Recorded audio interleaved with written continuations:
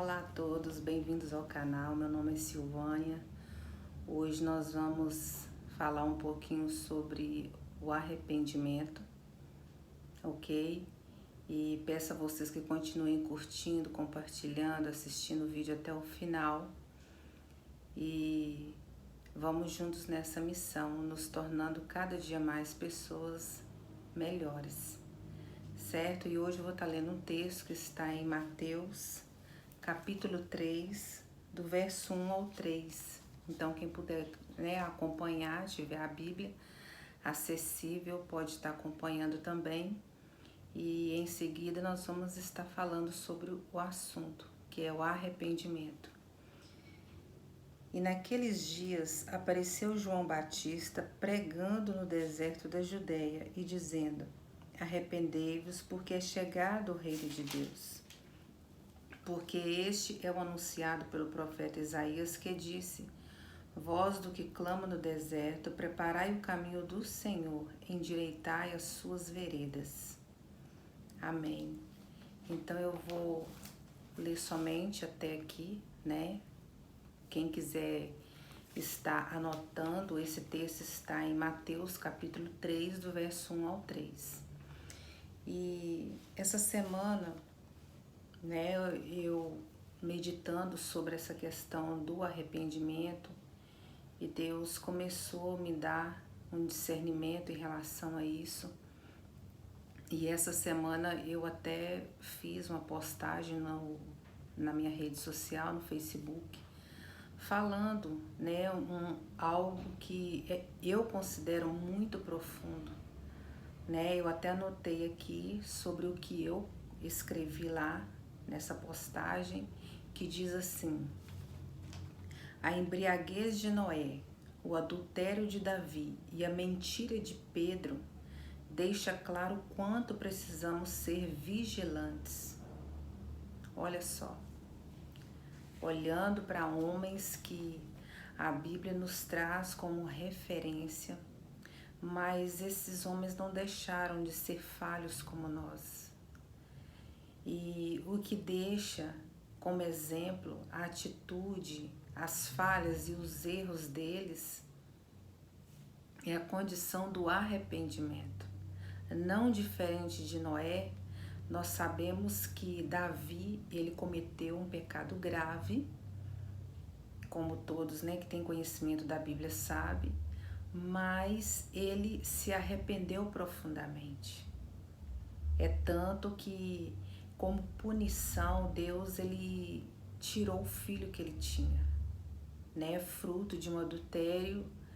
E nós sabemos que depois que Deus levou esse filho, que ele, assim, entre aspas, entendeu que Deus havia, né, punido ele de alguma forma, ou seja, ele recebeu o que ele merecia no entendimento dele, né, porque nós temos que ter ciência que cada atitude nossa, que cada erro tem a sua consequência. E ali ele entendeu que Deus tinha, né, corrigido ele naquilo ali. Então ele se alegrou muito depois disso. Então quem puder estar lendo depois a história de Davi, né, e o seu pecado com Batseba, vai estar entendendo melhor, né, lendo os textos e contextos para ter um entendimento mais claro. E não diferente de Davi, nós sabemos que Pedro também, quando ele foi perguntado se ele era discípulo de Jesus, ele mentiu, dizendo que ele não conhecia, que jamais ele tinha estado com Jesus.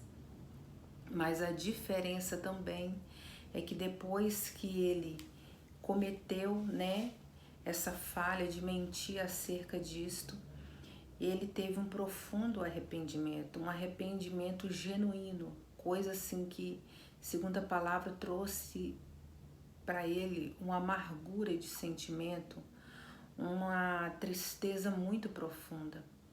Então nós precisamos entender o que também, que por mais que nós venhamos falhar, por mais que nós venhamos errar, nós precisamos arrepender. Aqui o texto primeiro que a gente leu em Mateus, né, no capítulo 3, falando sobre João Batista, e a Bíblia diz que ele foi preparado por Deus para preparar o caminho para Jesus, para o Salvador da humanidade. Que era o quê? Chamar os homens, o ser humano, ao arrependimento. E por que a importância do homem vir ao arrependimento? Né? Porque nós sabemos que quando nós aceitamos a Jesus, nós precisamos começar com isso, arrependendo dos nossos pecados e aceitar, né, o sacrifício de Cristo na cruz do Calvário como sendo o único remédio capaz de nos perdoar, certo?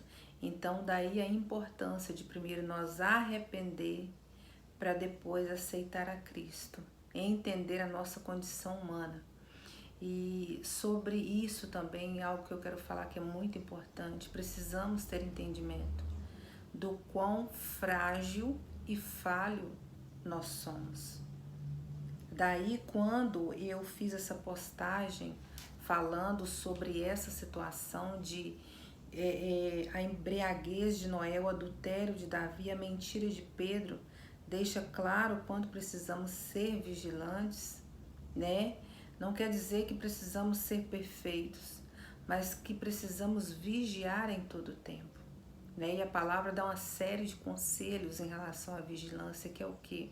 Quando a Bíblia fala, eu até comentei hoje com meu filho sobre isso, que a Bíblia ela aconselha para nós fugir da aparência do mal, é fugir, né? Muitas das vezes nós brincamos, né, com aquilo que é perigoso, que nós sabemos que é errado, mas qualquer coisa depois eu peço perdão, e a gente ficar ali, né, sabendo que aquilo pode nos trazer um dano e a gente continuar naquela prática, fazendo aquilo que a gente sabe que não agrada a Deus, enfim, né, seja qualquer coisa que possa nos trazer qualquer situação embaraçosa, porque a Bíblia ela fala, né, para nós deixar os embaraços de tão, né, que tão de perto nos rodeia.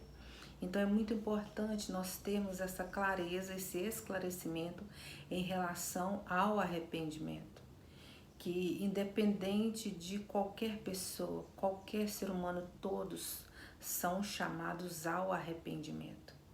Né? Arrependei-vos porque é vos chegado o reino de Deus, ou seja, estava chegando, né? Estava para chegar um remédio que ia resolver o problema da humanidade, que é o Senhor Jesus, né? De acordo com que o homem aceitasse a sua condição humana e entendesse e se arrependesse de seus pecados. Mas o que é pecado, afinal de contas? É tudo aquilo que nós sabemos que não agrada a Deus. Né? Essa semana eu estava comentando que para Deus não tem pecadinho e nem pecadão, certo? O mesmo erro que tem, por exemplo, uma pessoa roubar alguma coisa que não pertence a ele, pegar alguma coisa que pertence a outra pessoa de forma ilícita, e um assassinato para Deus está no mesmo patamar, só muda o nome, é pecado do mesmo jeito, né? Alguns são mais graves, outros menos, né? Como se diz, mas não agrada a Deus. Então, para Deus não tem pecadinho nem pecadão. E independente do que nós fazemos, precisamos, né, nos arrepender. Nós sabemos aí que quando, por exemplo, uma pessoa ela vai ao juiz, que ela é sentenciada a uma prisão, por exemplo, nós sabemos que quando eles entendem lá na prisão, né, segundo os investigadores, aqueles que vão interrogar a pessoa, vocês observam que sempre eles têm esse detalhe em si. Eles se preocupam muito, eles, não vou dizer preocupar, mas assim, eles observam muito esse detalhe. Eles fazem questão de sempre comentar sobre isso. Olha, a pessoa cometeu o crime, tal, e assim, ele não esboçava nenhum tipo de arrependimento. Então a gente vê aí a importância do arrependimento assim, nos mínimos detalhes. Então, quando nós erramos, Há uma diferença quando nós arrependemos por aquele erro que nós cometemos e quando não arrependemos. E tem um peso por trás disso, existe uma diferença muito grande. E nós sabemos aí, como eu disse, quando a pessoa é sentenciada, mas quando ela esboça um arrependimento, né? A pena, eles acabam aliviando ela de alguma forma, eles acabam, né, vamos dizer assim, abrindo um leque para aquela pessoa. E ela ali, ela tem os benefícios, mesmo estando presa, porque através do comportamento dela, ela sempre ali demonstrando arrependimento, que é diferente quando eles comentam, olha, a pessoa fez isso e isso com requintes de crueldade, em momento algum ele esboçou arrependimento. Então observa aí a importância do arrependimento na vida da pessoa. Então precisamos ter esse entendimento sempre, que sem arrependimento não há perdão, certo? Até no mundo do crime, como nós sabemos, né? Quando eles entendem que a pessoa ela não vai arrepender, então ela está sujeita a cometer o mesmo erro de novo, né? É uma ameaça para a sociedade. Então nós sabemos que é diferente. Então na nossa vida espiritual não é diferente. Quando nós cometemos qualquer deslize, erro ou falha, mas se nós arrependermos, nós somos perdoados. Deus, ele alivia a nossa pena, ele não deixa nós ser condenados à morte, como, né, nós sabemos que o salário do pecado é a morte, a Bíblia ela afirma isso, né? Mas quando há o arrependimento, tudo muda, ok? E no mais, amados, eu vou ficando por aqui e peço a vocês que continuem nos ajudando nessa missão, ok? E um forte abraço, fiquem com Deus.